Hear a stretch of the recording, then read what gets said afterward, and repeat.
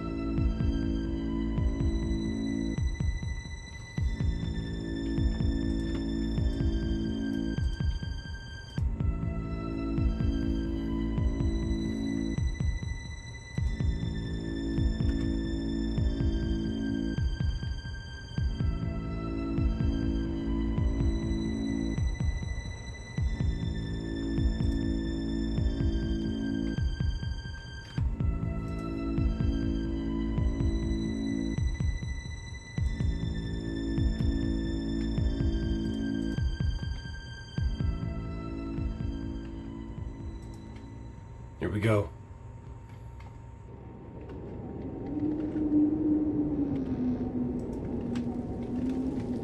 Oh, I see.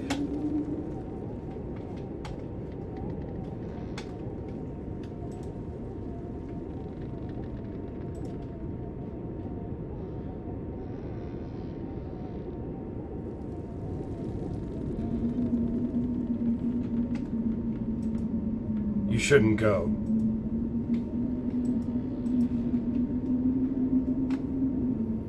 Is there like more context to that? I shouldn't go where?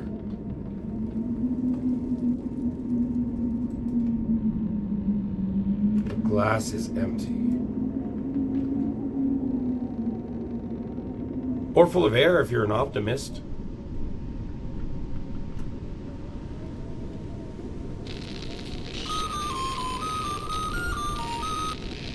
Attention all, attention all. This is the estate.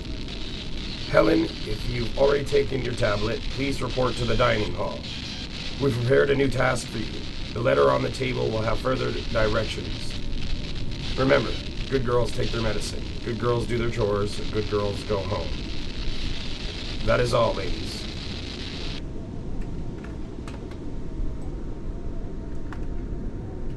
Alrighty, this is weird. I hope I'm next. Next for what? They picked you, Helen. I can't wait to go home myself, to go home. Are we actually going to get to go home, though? It's locked. A musty wardrobe, nothing of interest.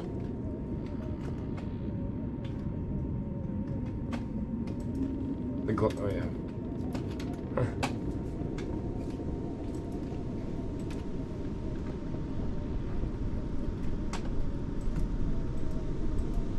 A grandfather clock. It no longer works. How long have I been here?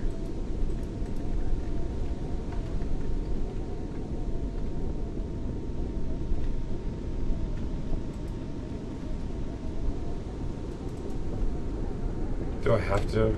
Just a bed. Just about.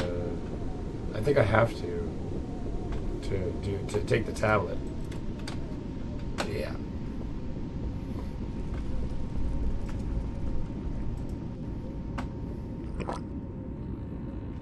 Do I get to go home now?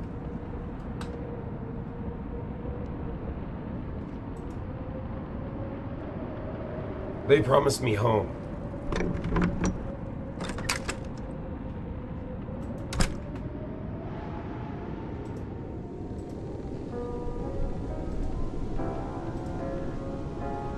Okay.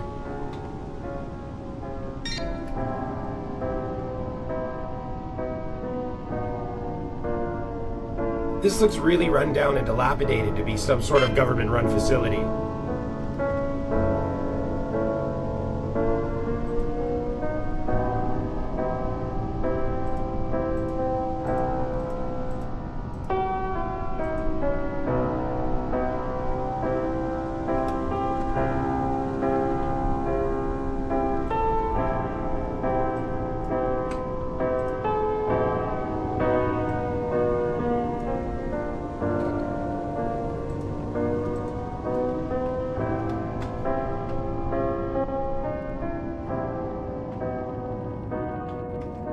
That was getting really loud. Probably a bedroom. It is locked. Look between the cracks. What do you see?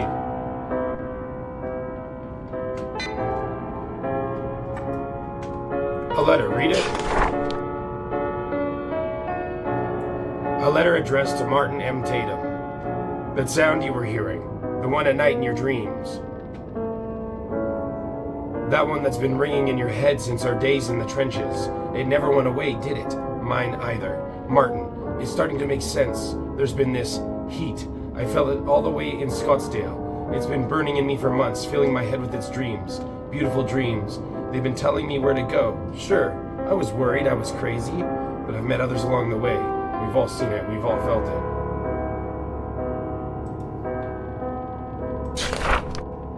It's not some made-up illness they've given to us. It's something real, this beautiful machine. It opens doors. I've seen it in my dreams, and I think I need to find it. I think it's where we're headed. This is something so much larger than I thought, Martin, than I could ever dream. If your dreams have been speaking to you as well, then you owe it to yourself. Come to the address marked on the envelope. It's in some manner that I've seen the eyes open above. Come with us. It's going to be so beautiful. Sincerely, Lieutenant Grayson Dobbs.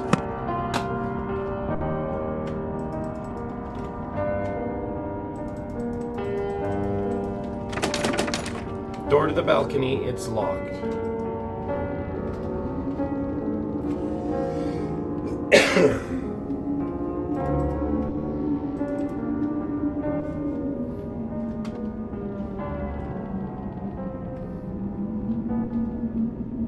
Who is playing that?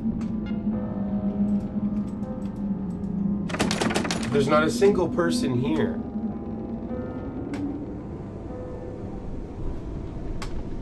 So far. A grandfather clock. It no longer works. How long have I been here?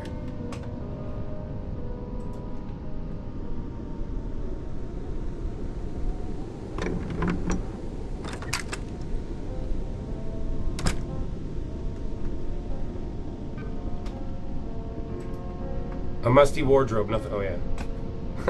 I guess that's the same everywhere you go. A dusty vase. Nothing useful to me. Well, on the other side there was something. No?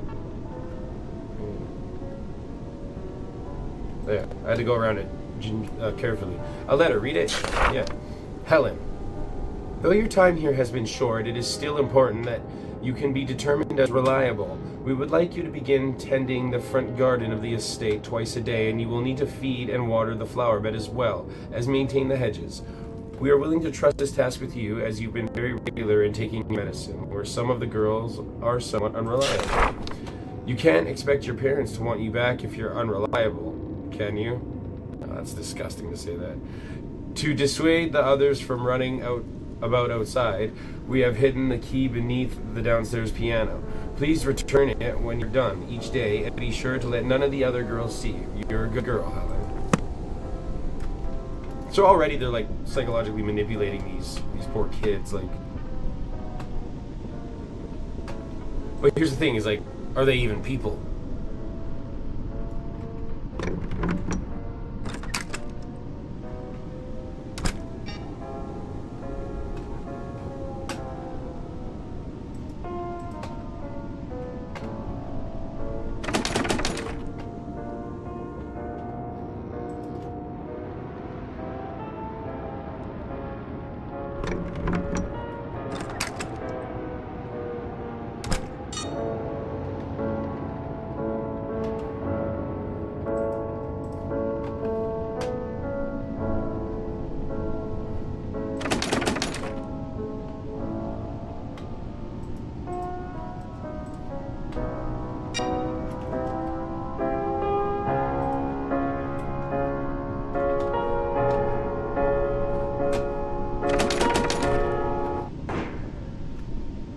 What was that? You hear that?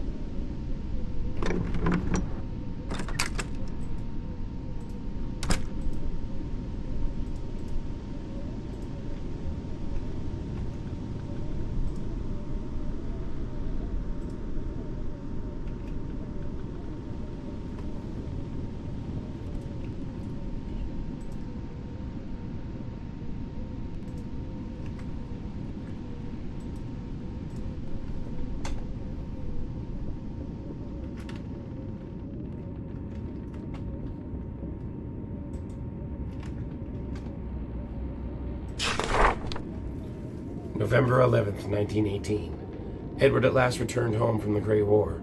I give thanks to the Lord for his safe return from Germany. To think that just days before he was ripped from me to be a doctor in the war, we were married. He's returning to his job at Queen Mary's Hospital in London. What a dreadful drive it is back and forth day in and day out. And with the epidemic that's been plaguing the countryside, well, I worry for his health. God willing, he'll be all right as he helps those poor souls. February 27th, 1919. My husband hasn't been the same since he went back to work. For weeks he's been spending more time in the basement than the rest of the house. He doesn't even come to bed most nights. I sometimes find him asleep down there, in his lab, asleep on his desk, and during the day no less. I asked him if he himself should visit a hospital for a checkup, but he brushed it off, saying how he's a doctor and he knows better than me. I can't help but fret, though. He barely touches the meals Maria makes him. He used to love her cooking so very much. I fear she and the rest of his hired help are worried as well. March 4th, 1919. If the world is to know anything of me from this journal, let it be that I have always been an understanding wife. The love I've felt for Edward in all of our years together has never waned, not in the loneliness and uncertainty of war, and not in the new growing void between us, this void of obsession.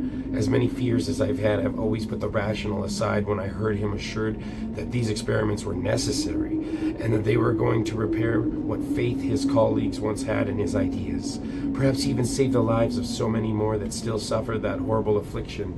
Spectacular, a thought as it may be, his words were all I had during the war, and they're all I have now. The faith his promises provided me, however, is becoming too worn to be of a new comfort. Though it was far against his will, I've been privy to the growing scope of his work for a while now.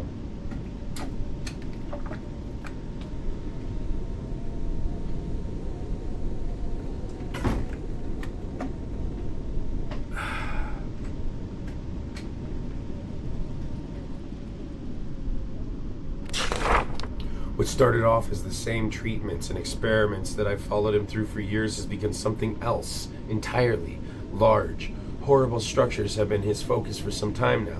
They look as mechanical as any transport I've seen, but their shapes are much more ornate. The iron that holds their frames has been carved so deliberately with hellish shapes, though they resemble something I am beyond being able to describe exactly what. To call these metal shells sinister would be admitting I even understand what they are and what they're supposed to accomplish. This is far from any medicine that I've known him to practice, but he continues with his cold, affirming responses. His distance only seems to widen from his work and from the sciences that he swears by, but I can only sit as idle as I can, swearing some hope that his plans are going as he says. It is hard to ignore the things I'm hearing in the night, the murmurs of the help as they come to me for some kind of assurance, expecting that I know my husband's actions half as well as a good wife should. I have nothing for them but the promises that he gives me. He's a doctor. He knows what he's doing. Nothing I say to them can be said in confidence anymore. I may be an understanding wife, but there are limits to even my understanding.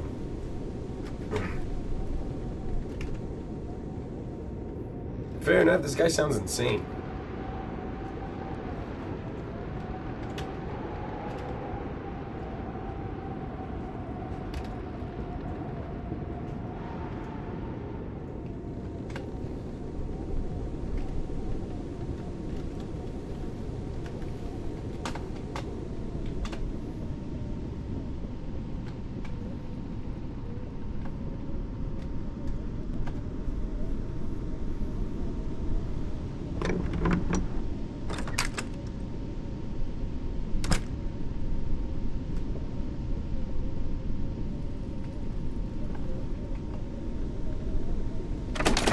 It's locked.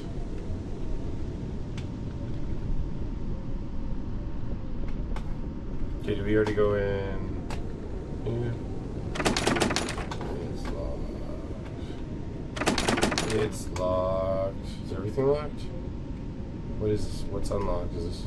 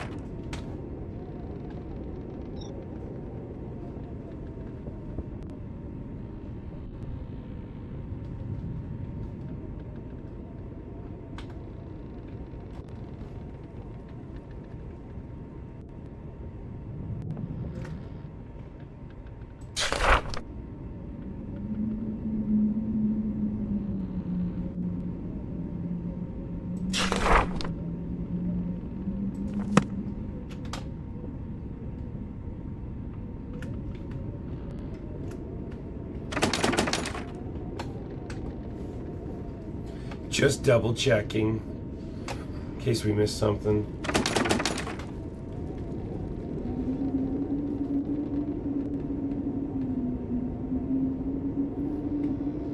Also, this setup is kind of complex. I need to kind of learn my way around a bit.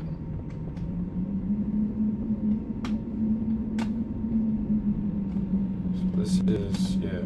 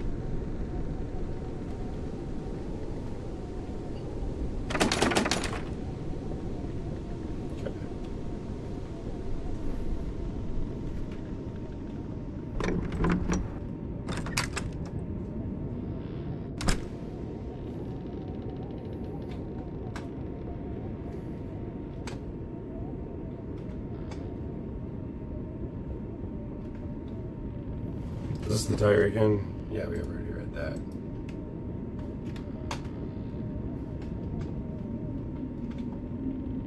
An old piano, try to move it? Yeah, sure. Oh my gosh, she moved the piano. Pianos are heavy.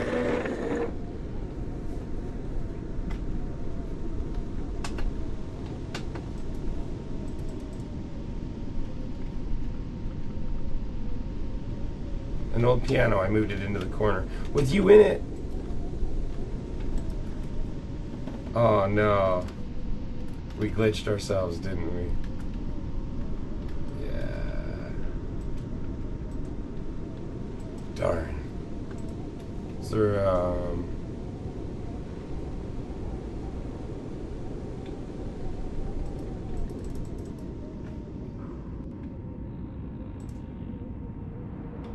Is there a respawn button?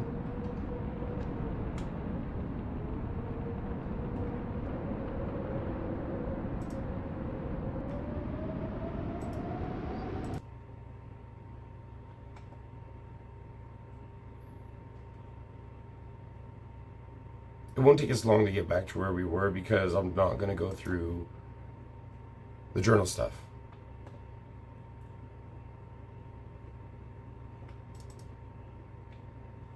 Yeah, it shouldn't take us long at all. For those on YouTube, you probably won't see this as I'll edit it out.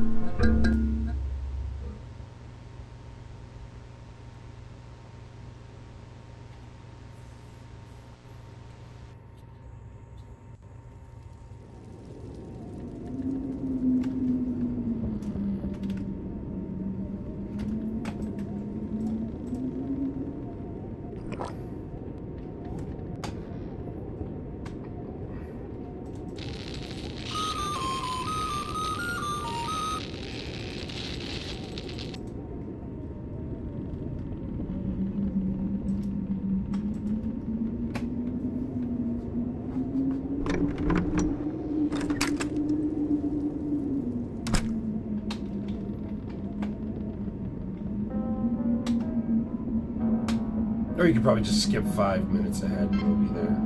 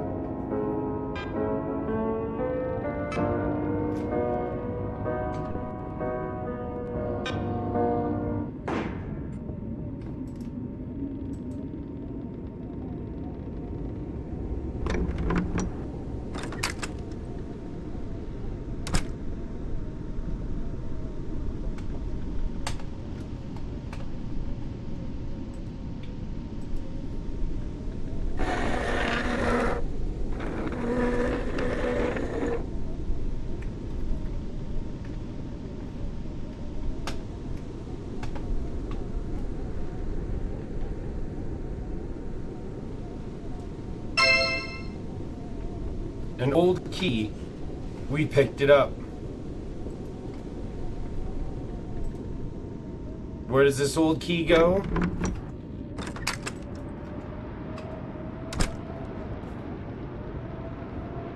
We'll find out.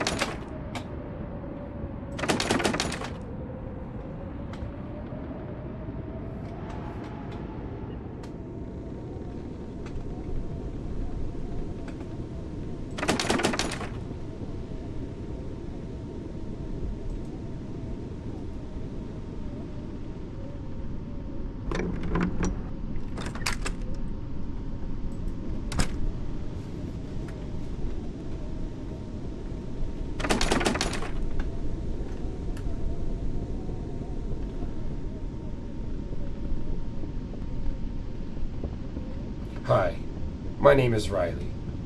Come with me on an adventure in our game, Key Door Simulator.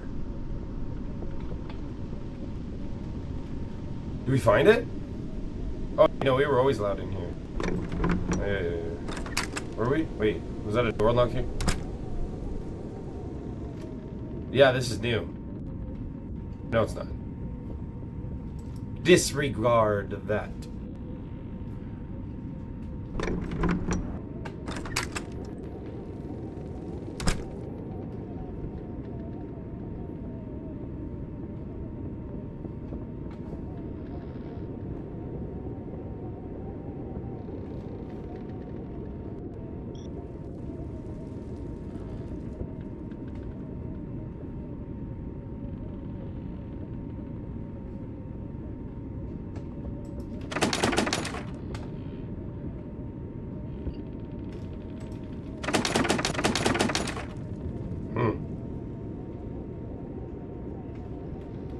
Okay, where does this key go to?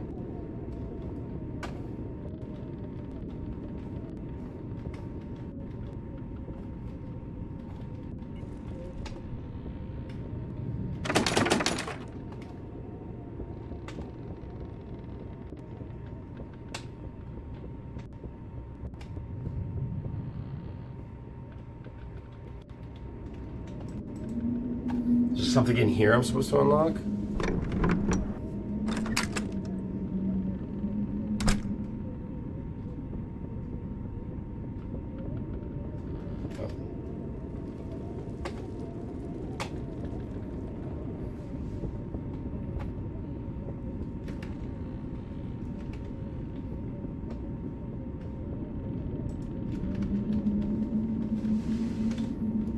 We'll find it.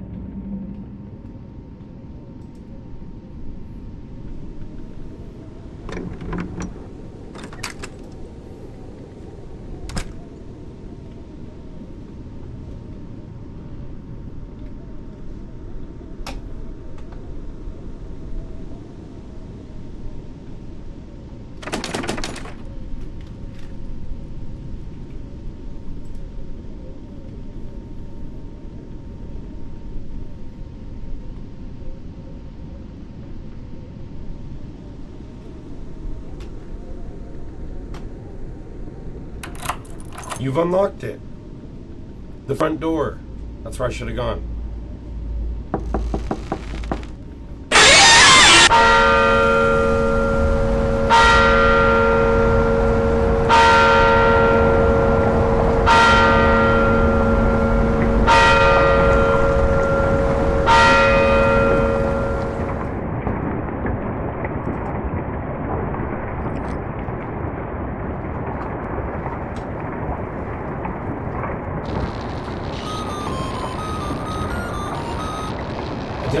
Attention all, this is the estate.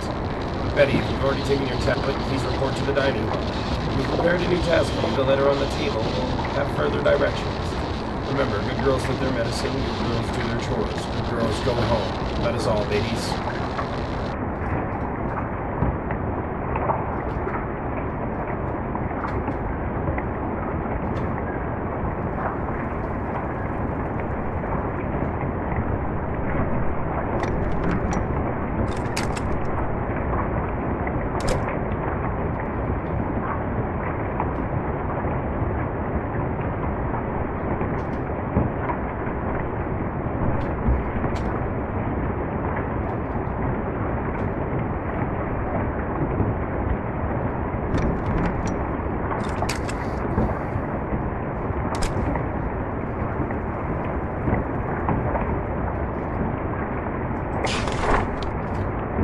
June 24th, 1919. There are a great many things that I've been able to overlook in my role as lady of the house.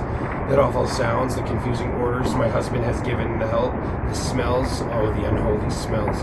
None of this is terribly unfamiliar to his work, though. The extremes in which he is willing to push my familiarity with medicine as the reasoning is starting to make me think he, himself, is losing his touch with reality. What I haven't been able to ignore is the heat. Many nights I've laid awake in my empty bed simply watching the window as the terrible heat overtakes my body.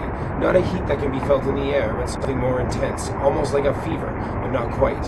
As it doesn't radiate from me, it merely finds its nest in my body, burning for hours on end. Nothing I do seems to fight off this sensation. No medication I find from Edwards records, no salve or application I can find. I have taken simply shedding my sleepwear and starting out into the night, hoping it passes. As much as I want to believe this is merely my mind deceiving my body, the deterrent nature of this illness coincides far too closely with the continuation of Edward's perverse sciences, if they even are to be considered sciences anymore. The longer I permit him to continue his work, the further away he is drawn into it. The further away he is drawn into it. And I have no proper recourse. This is our life, and I'm responsible as he is. At this point, I've come to understand that whatever he's come to study, whatever his illness is, it certainly isn't what he once fought to cure. It's taking its toll on his body as well as mine, and I fear our housekeepers are starting to feel the similar dread, be it this illness or something more skin to dread. Beyond that, the night sky has had such a terrible glow as of late. Were I a more superstitious woman, I may perceive this as some kind of omen of ill fate, but I am married to the rational world as I was when I met Edward. Still, a greater part of me wishes he were here during these horrid nights. He used to be able to comfort me. We would be able to see this terrible glow and talk it away as something beautiful. Maybe that beauty is gone. Maybe my husband is gone. He gone.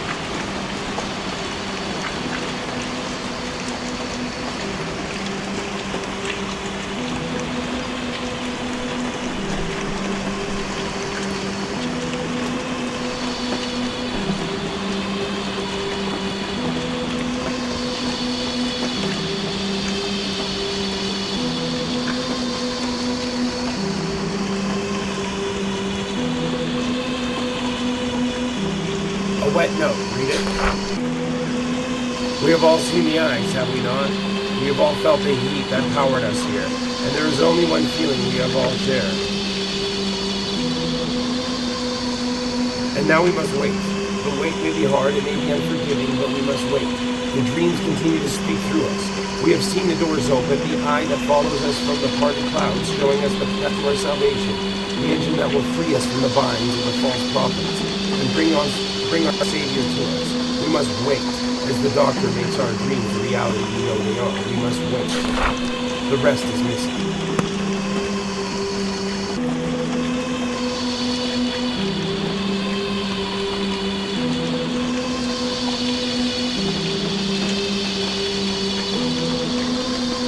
So,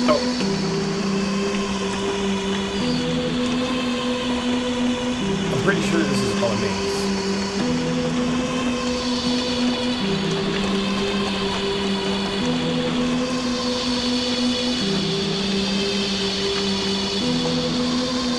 Like 100%.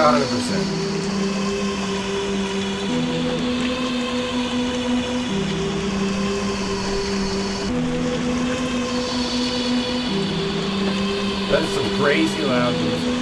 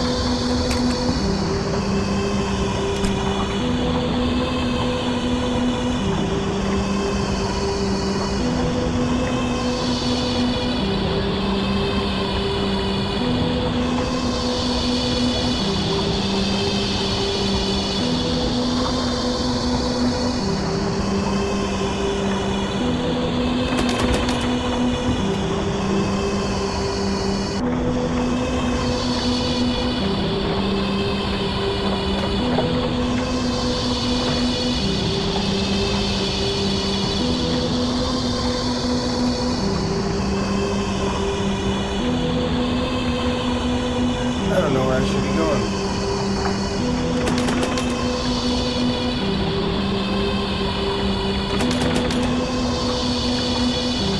There's been something in that maze, isn't it? I guess we'll go back.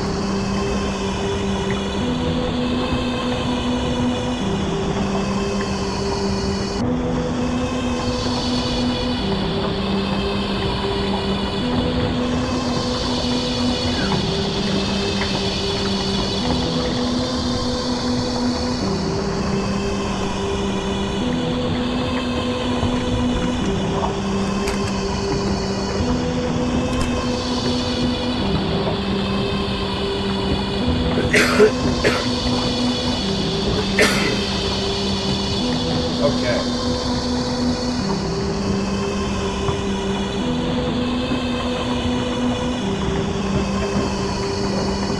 Back with that people. Hopefully, we'll find something this time.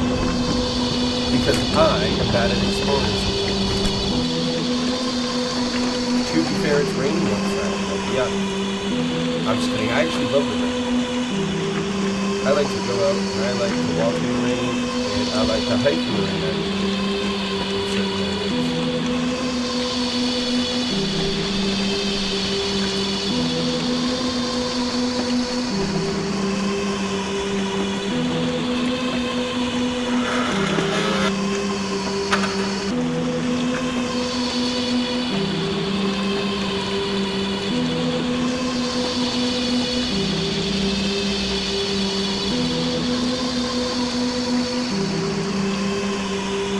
Wait.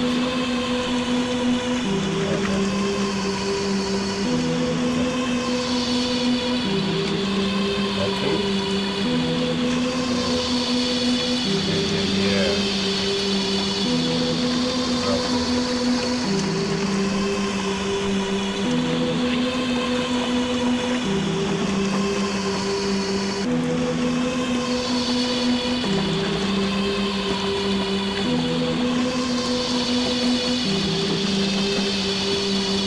Well, back in the maze we go.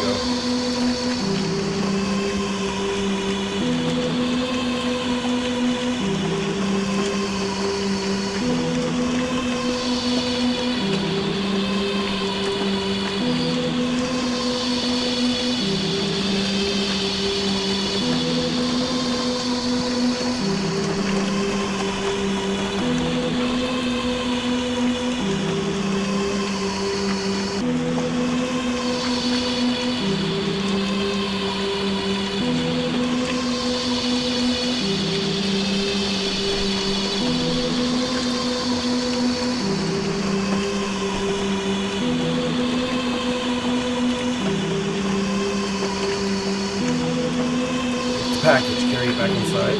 Yes. That is our job.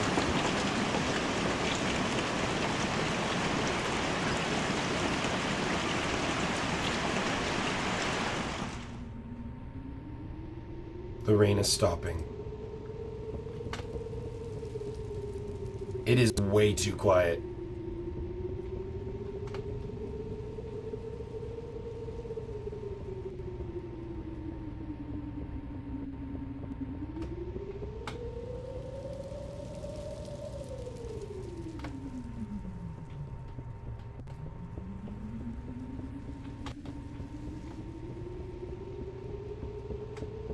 Things are starting to get weird.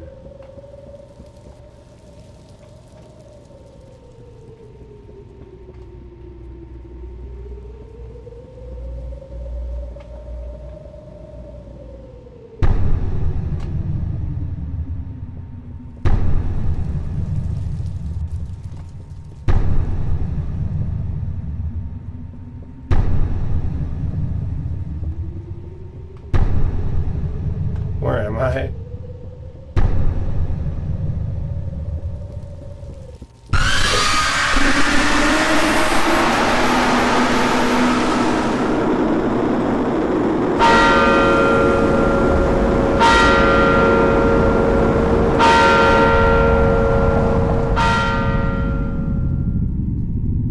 Wow.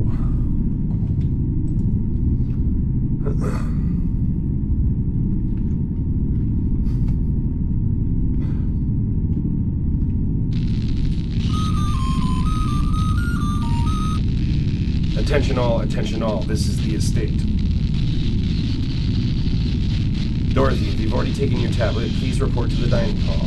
We've prepared a new task for you. The letter on this table will have further directions. Remember, good girls take their medicine, good girls do their chores, good girls go home. That is all, ladies.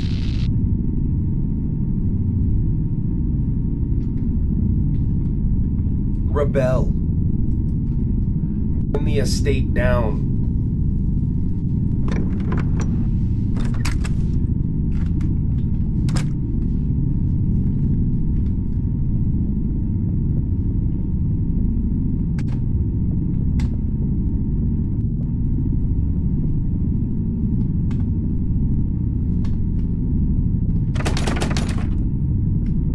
So we're just like a new person every time?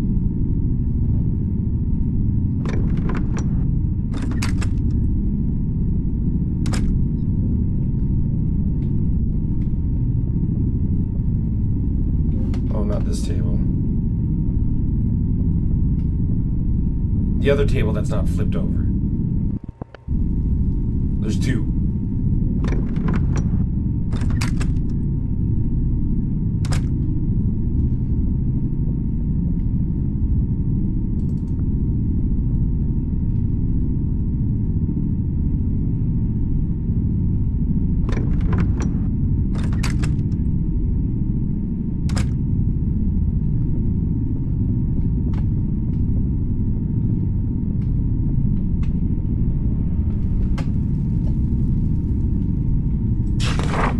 We've begun entering the later year, and as such, our daylight hours are getting shorter. We'll be entrusting you to light all the manor's candles before nightfall, as well as snuffing them out in the morning. This is a large responsibility. We trust you are more than capable of it.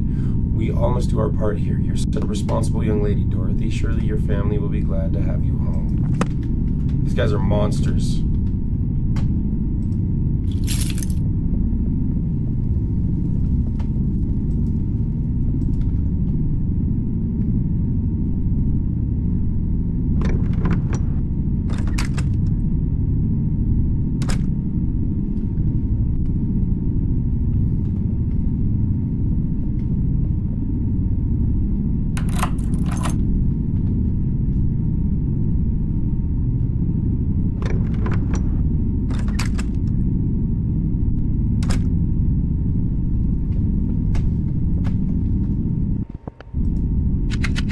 We'll take the matches.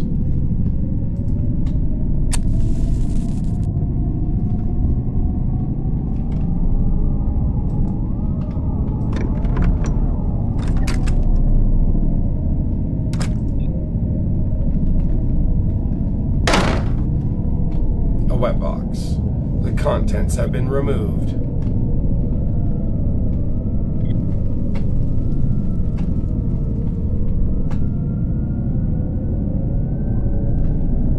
Light the candle? Yes.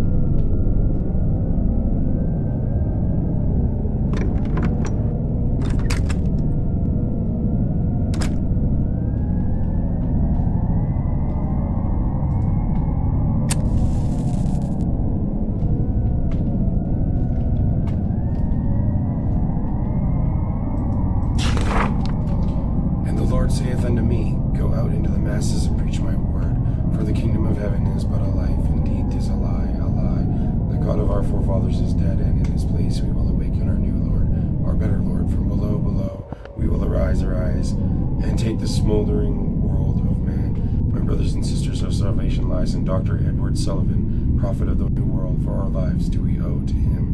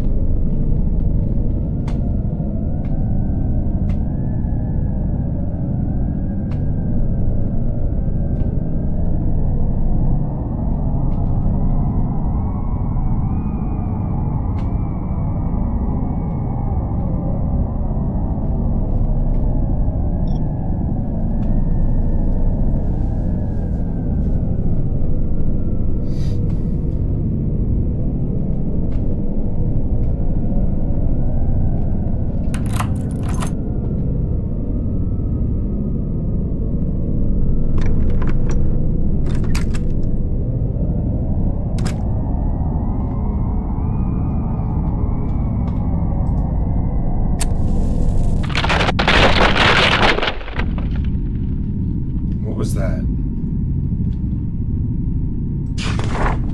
October 1st, 1919. A crowd of strange men and women has been congregating outside the mansion for days. There must be at least 20 or more of them. They all have the most glassy eyes and the palest skin. They don't seem to eat nor drink, nor do they react to the bitter winds outside. They stand about, shuffling here or there. Sometimes they sit, sometimes they sleep, but mostly they just stand, trying to look inside the windows or knock on the door. Bartholomew and William have already quit because of it.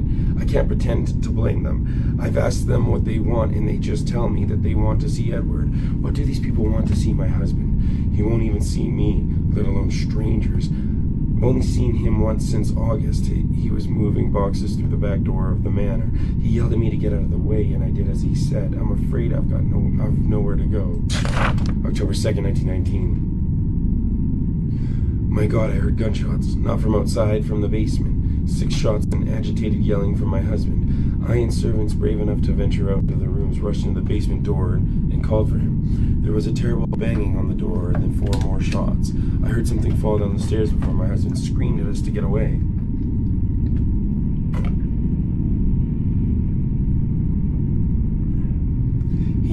He almost sounded scared or worse, relieved.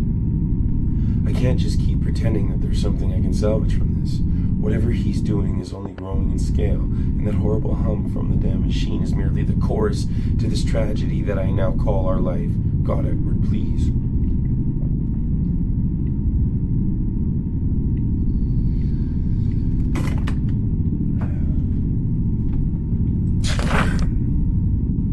November 8th, 1919. Maybe what I knew of my husband and his works was always a lie. I want to believe that something has changed in him, perhaps during the war, perhaps in his need to find an end to this plague as we understood it.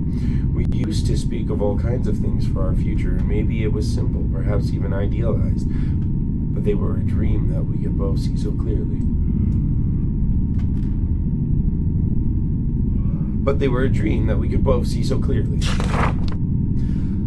I can't seem to see the dream anymore. That world is buried beneath nothing but the agony I felt when I last saw his cold, dead eyes.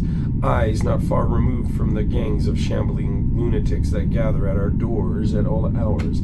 Perhaps there is a new illness that I nor any of our help has heard of. It's not as if I've had the opportunity to leave this prison in so long. The whole world could be entrenched in another great war for as far as I could know. A prison. That's how far I've gotten from the dreams of this future. I've gone. The home that we were to grow together has become nothing more than a prison that I live, a waking nightmare in. Perhaps that waking nightmare is preferable to ones I see at night on the rare occasion that the heat doesn't return, shaking my every fiber awake.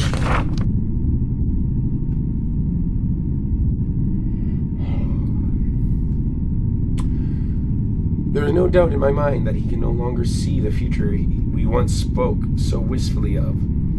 I doubt he can see much of anything anymore. Nothing beyond that hellish engine he's brought into our home. At first I've been able to ignore the abominable sins my husband has brought into our home, but with each night there are new, terrible sounds, some mechanical, some horribly human, all completely unnatural.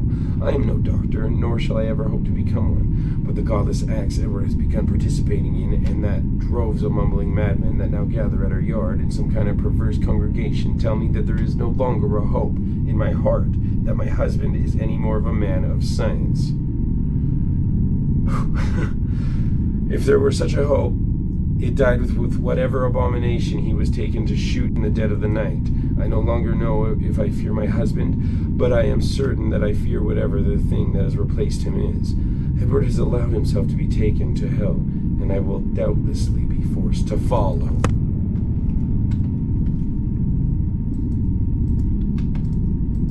I feel fine.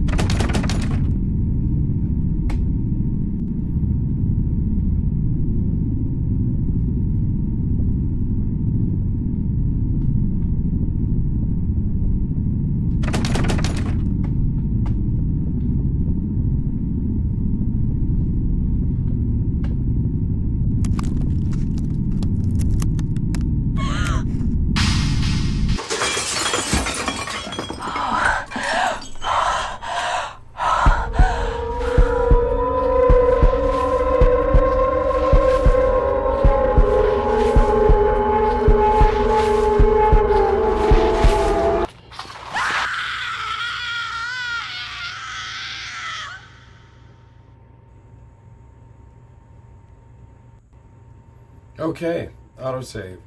We're going to end here for tonight. This is The Glass Staircase, Part 1. Thank you for joining me.